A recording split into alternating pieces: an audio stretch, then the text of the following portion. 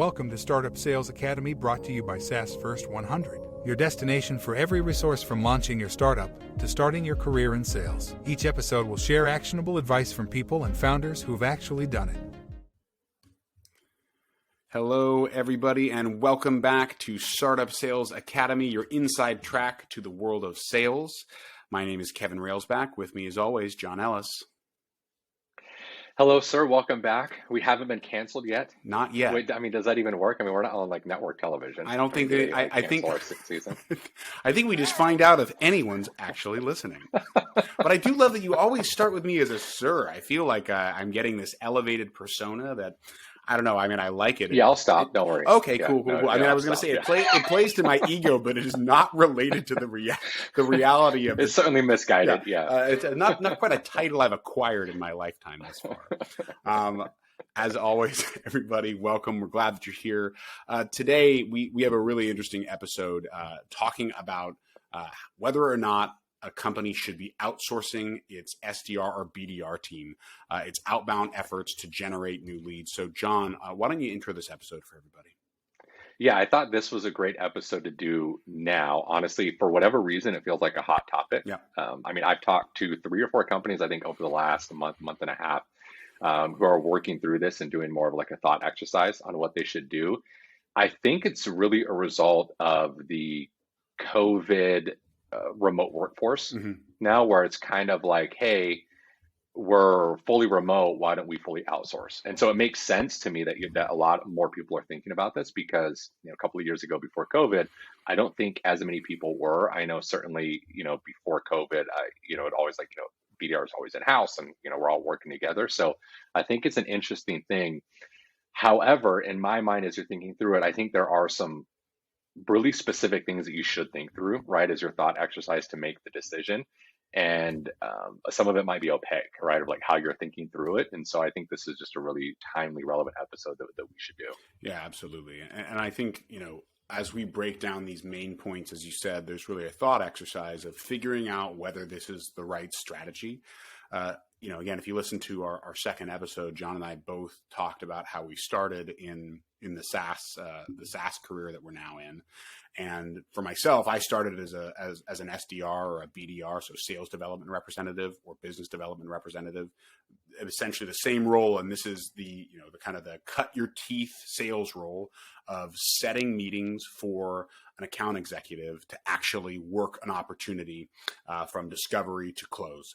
So this is really about getting meetings set for people, and that's also where it is a high intensity job of calls and emails. It's a lot of work, and it's a lot of work to manage an SDR or a BDR team effectively. And I think that's what we kind of want to get into in terms of this thought exercise of what kind of company should take what type of strategy in terms of their in-house outbounding or outsourcing the outbounding process. Yeah, that's a great point. Yeah, and great job on the definition there of BDR, SDR, business development rep, sales development rep. Many times they're interchangeable, one and the same. Companies may delineate those type of roles, but for most part, those are interchangeable. So just as we may switch in between those, I've worked at companies and we've called them, different things, right? But BDR, SDR, consider those likely the same thing. But let's talk about it. So the first thing that I think through when you're looking at, okay, should we outsource our BDR efforts, is your market, right? And when you look at your total addressable market or your TAM, how big is that, right? That's the first thing that I think through, because you could expect that your conversion rates for an outsourced BDR team versus your in-house trained BDR team are likely going to be lower. Yeah. Right. So whatever your conversion rates for your in-house BDR team, or if you don't have one yet, you're deciding which way to start with. The first thing I would do is, haircut them by 20 to 40% just to be conservative, right? So whatever your conversion rates are for an in-house BDR team, to be conservative, cut those by 40%. So if you have a small TAM, like it may not make sense, right? Because you're going to chew through, you're going to burn up your runway, right? And go through those. So that's the big thing, is how big is your total addressable market? If it's huge, let's say you're working in like transportation, right? A very big addressable market, because that touches nearly everything. It may make sense, right? Because if you're chewing additional 40% up, and at the end of the day, it may not mean much, right? When you think of like speed to market. So that's the first thing that I look at, is like, okay, how big is that market? The next thing I look at, your ICP, your ideal customer profile, right? When you have those in your addressable market, now it's about who is the persona, right? So a lot of times people will say ICP and persona as a mutually exclusive, like SDR and BDR, but they're really not, right? So Kevin, like your ICP is like the business you would sell to, Mm-hmm. right? So if you're in healthcare, you're like, okay, our ICP is a medical specialty practice. Yep. Well, your persona is the actual person within that business that you're selling through. Exactly. Right? Like that's the persona, right? So understanding who those are. But the key thing to think about is some solutions that you sell, it's the same persona, right? So another example, like let's say you're in higher education, right? You sell an ed tech platform and you sell to superintendents and you always sell to the superintendent, right? That's always who you sell to. That's very what I call coin operator. Right? You're like, okay, I need to identify all the academic institutions in the country, and then I need to identify every superintendent at that academic institution. Mm-hmm. Right? Pretty straightforward, right? That lends itself to being outsourced because it's coin operated. Yep. Right? You can say, okay, with that, if you work in an industry where it's not always the direct persona, right? And Kevin, you can speak to this, but I know, for example, too, working in the same space, that when you sell to a medical provider group, sometimes it might be the practice administrator. Sometimes it might be the COO. Sometimes it might be the director of operations. So that persona moves around a lot. That may not directly lend itself to outsourcing. Yeah, absolutely. And I think this is one of those things, again, thinking of the day-to-day job of this person who is doing this outreach. How hard is it to get to that person is one consideration. And how many potential avenues could there be at any one given company that's within your ICP? So you could have, let's say, again, to just speak to the space that I'm working in healthcare, you could have two different 20 provider groups that would have completely different organization structures that may look the same on the outside, but it really takes a lot of clever work on the behalf of the SDR or the BDR to actually navigate that organization. And it's more than just looking it up online and saying, oh, it's the COO. Well, it might be that the COO is impossible to get to, but that is the decision maker. So you got to route yourself through the people beneath that person to actually set the meeting there. And when you outsource a team, there can be challenges in explaining that level of complexity and that level of critical thinking that's required, that if you're in-house, for instance, when I was working under John, this is, 3-4 years ago, there was a lot of work that we all did in terms of use your critical thinking brain on how to get through this, but that takes a lot of coaching. And I think, John, to your point of a lot of things have changed since COVID has turned all of us into a remote workforce. It is really hard to sit over the shoulder of a BDR or an SDR and actually help coach them through the thought process that one has to go through to navigate, what can be a complex route to get to that persona. Yeah, absolutely. And you'll hear me use the term coin operated a lot, meaning just, okay, you put in the coin and the machine turns on, right? So the more coin operated your sales motion or your solution is, the more it lends itself to outsourcing because, Kevin, you hear me talk about this a lot, critical thinking, right? You've got to use critical thinking. Like, hey, I've called the CEO 15 times. I can't get a hold of him. Okay. Or you can't get a hold of her. So, okay, look, do they have an executive assistant? So you have to call a number and then navigate through, and through a series of questions, you can identify who's the right person.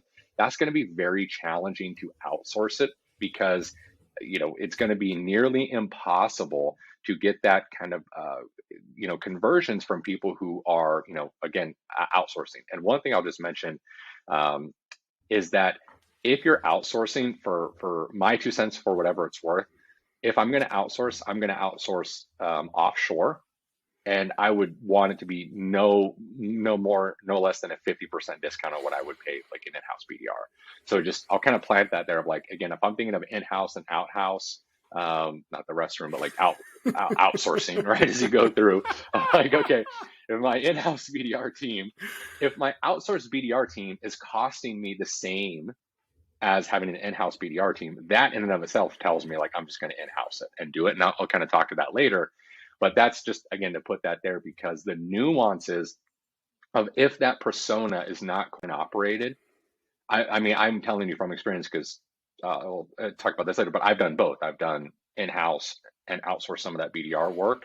And I could articulate that in a moment, but you're going to lose a lot. Again, those conversion rates, and when I was talking about maybe a drop of 40%, that's if it's coin operated. Yeah. If it's not coin operated, I mean, you can talk about a 50, 60, 70%, lower conversion Well, rate. I think that's also, it's the very simple math of if your conversion rate is at 40%, but your savings is at 50%, it's a smart business move. You're going to be getting It's a push, right? ultimately, Yeah. you're ultimately going to be getting more than you put in, which is the return on investment that we're all trying to quantify in this market. And that's a really important consideration of, if I'm going to be spending less, of course I'm going to be getting less. That's also, when we talk about value propositions later, that's the other Yeah. the other reason. So John, let's also talk about, like, why would I spend more on having my BDR team or my SDR team in house? Like, what is the main reason why someone would spend more as a business leader? I think the biggest overlooked value of a BDR team is looking at it as a true farm league. Mm-hmm. I think some companies do this really well. I know the company I started at, Demand Force, did this really well. I think, in all humility, I think we did it really well at Luma. I think you're a testament to that. Now the director of sales, starting out as BDR, and that's happened more than once at Luma, right? And so I think that speaks to it, that you do it really well. But the value of the farm league cannot be overstated. Like, you can't Mm-hmm. overstate how valuable that is long term, because every great team in professional sports, like, what do? They homegrown their own talent. Like, very few teams actually execute very well when they're paying high price free agents to come join their team, because you can't, build the team around them, because you've now spent all your money right on that, like, high caliber person. So that farm league element of your BDR team, if executed properly, can pay dividends for many, many, many years, right? Getting someone as a BDR that can do well as a BDR and be a force multiplier, and they make other BDRs better, and then they go into an AE, and then they kill it as an AE, and then they become a senior AE, and then they become a director. That person has literally saved the company hundreds of thousands of dollars from having to recruit other people that they would have had to do other hands. And then you think about that, promoting them into the director. I mean, you could save them so much money, because you're not having to outsource at the director level. And then also, you talk about, we always talk about culture, right? And culture fit, but it's like the positive things in a company's culture are always homegrown, right? Like, they're always homegrown. And so I think with the biggest reason to in-house your BDR team is that farm league mentality. Like, that's the biggest value that I see long term of why you would want to in-house your BDR team, if at all possible. So what you're saying, John, is that by starting as a BDR and moving through the ranks to become a director of sales, I did earn the rank of sir? Not you. No, not obviously not. I mean, that goes without saying. Obviously not. Oh, sorry, No, I can't no, help no, no, myself. no. Okay. I would say you're the exception to the rule. Yeah, yeah. I think one of the most important things that you talk about as well in there, John, that I, again, having come up in, and again, we are in no way saying that outsourcing a BDR team or an SDR team is a bad choice. There are just different choices in terms of how to, do that first important thing, which is generate more leads for account executives to work. But the other perspective that I think is so important that you talked about is culture building and actually building your team from the inside. Like, for instance, when I was an SDR at Luma, the fact that we were all competitive with each other in a team-oriented way. I wasn't trying to beat other people so they'd lose. I was trying to beat other people and have more sets, because it kind of raised my my persona at the company. And that type of internal competition is really, really beneficial. And at the same time, because you see other people getting promoted from an SDR to an AE, and an AE to a senior AE, and you see that senior AE start having a management position, all of a sudden you realize, oh, I can actually build a career at this company. This isn't a place for me to stop off and get that important, I've had experience in SaaS, piece of my resume. This can be a company where I can actually move up. And in my opinion, that lets an SDR know that their worth is far more than setting a meeting, that what the company's really doing is investing in your career trajectory and your education as a salesperson. And that is another really critical piece that I found in my experience of having been part of an in-house BDR team. Yeah, and part of that conversion rate that we talk about is not only skill set, right? As you had mentioned, I called it, and you got this a lot, as I call it, instant calibration, is, you're next to that person and you could give them feedback right away, right? You don't have to do a meeting or a one-on-one or a call review session. Mm-hmm. It's like just instant right there. But also a BDR that is working towards climbing a ladder should perform much more than an outsourced temp agency. Yeah. Right. That's the way that you think about it. It's like, well, like, this is my job. I'm like, okay, they're going to do more. So again, it's not that one is necessarily better than the other, but it's a thought exercise to go through of like, okay, see the whole chessboard, look 3 moves ahead. Like, what are we doing? Because you may be limited on funding or resources and you're like, okay, I can't hire BDRs. Another side note is never hire a single BDR at a time. Mm-hmm. Always do it in multiplies, because I'm telling you, and please learn from my mistakes. And sometimes, being at an early stage startup, you just don't have the funding where you can. But every single time that I've hired one BDR, they always turned out and they never performed as well. And it's that something of human mentality of, the rabbit chasing the rat or whatever it is. And you push each other. To your point, it's like, I'm not trying to like crush you into oblivion. I'm trying to do better because I want to be the best on the team, right? But I also want everyone's best. And when you don't have someone to calibrate against, your thought process could always discount other people's feedback. Yeah. Of like, oh, well, it was different. They had better lead. Like you could always talk yourself into it. But when you have someone that started the same day as you, got the same batch of leads, and then they're crushing you, you can't do that. So it tends to pull everyone up. So that's just a side thought. But again, budgetary constraints may limit that, especially with an early stage company. So just going back, what to think through is, to recap here, right? We talked about, okay, what's your addressable market? Like, how big is that? How coin operated is your ICP, right? Okay, is it, again, a blank slate again, where you can quickly web scrape, write a script, Mm-hmm. or, find them on LinkedIn where anyone can do it. Does it take cognitive ability, right? Yeah. Like, Critical thinking skills. Critical thinking, yeah, as I don't have it right now. Critical thinking, right, to find that right person. And then the second thing is the third thing there is like, how complex is your solution? So think of like, there's coin operated in the sense of how easy it is to find the people, right? So that's one bucket. But the other one is like how complex and how complicated your solution is that you're selling, right? And it goes back to critical thinking. If I'm calling you, Kevin, and I'm like, hey, I'm looking to save you, 20% on your VoIP. Do you want to talk? Yeah. It's pretty straightforward, right? You're like, okay, yeah, I'll take a conversation. Pretty straightforward. Okay. But if you're selling something that is very value-based, right? Or what the Challenger sales book would call an unconsidered need, Mm-hmm. that's really hard, because you've got to do what? You've got to tell a story about it, right? You've got to really tell the story. And again, an outsourced BDR, that's going to be nearly impossible to do. Yeah. Right. What they're really good at is like I point and you shoot. Right. Like they don't need much more than that. Well, I think this is also to the point of having to really coach a successful BDR is all really about objection handling. And this is something that, is really about, again, building a sales career, because objection handling is one of the main jobs of a salesperson. Is what do you do when somebody says, wow, God, I'd really like to do that, but X, Y, and Z stops me.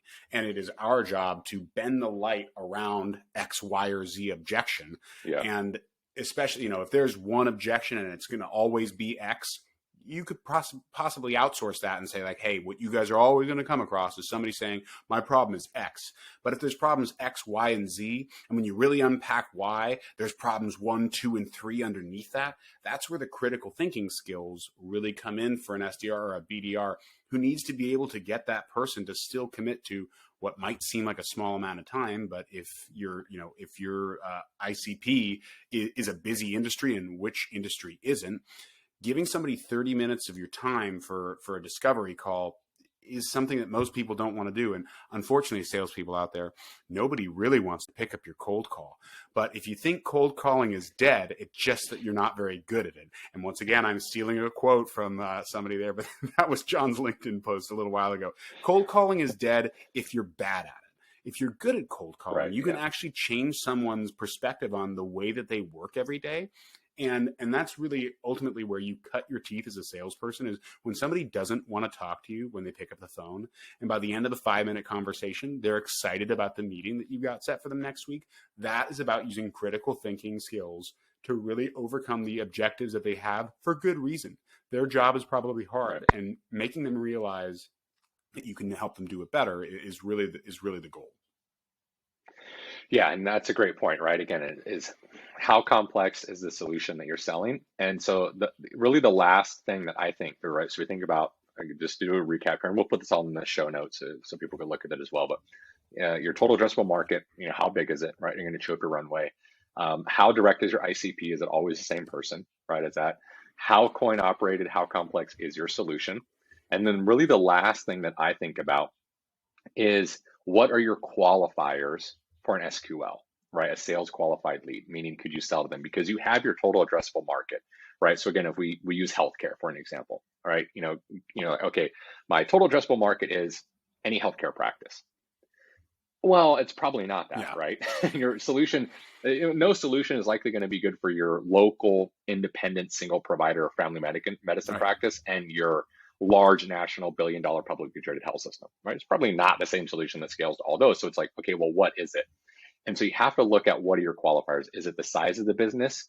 Is it any technology that they use? So for example, let's say you sell a solution that integrates with CRMs, right? So you need to know whether or not they're using Salesforce or HubSpot, right? So you want to know what their qualifiers are. If your qualifiers are easily identified without phone work, right? Meaning you can go to their website, right? Maybe it's, I only work with places that have 5 locations or less, right? So you can go to their website and see the 5.